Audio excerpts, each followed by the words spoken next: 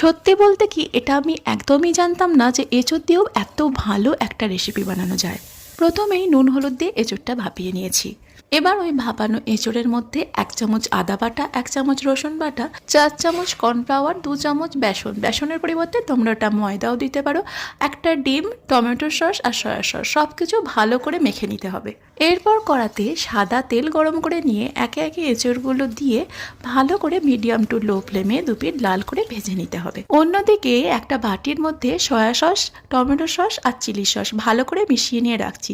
আরও একটা বাটির মধ্যে 2 চামচ কর্নফ্লাওয়ার জলে গুলে রেখেছি। এবার কড়াই অল্প তেলের মধ্যে লঙ্কা কুচি, আদা কুচি আর রসুন কুচি একটু ভেজে নিয়ে চৌকো করে কেটে রাখা পেঁয়াজ ও ক্যাপসিকাম দিয়ে একটু ভাজা ভাজা করে নিয়ে মিক্সড করে রাখা সস ও কর্নফ্লাওয়ার গুলা জল দিয়ে একটু ফুটে উঠলে ভেজে রাখা এঁচোড় ও স্বাদ মতো নুন ও অল্প চিনি দিয়ে একটু ফুটিয়ে নামানোর আগে ওপর থেকে একটু ধনেপাতা ছড়িয়ে দিলেই ব্যাস তৈরি দারুণ স্বাদের চিলি এঁচোড়।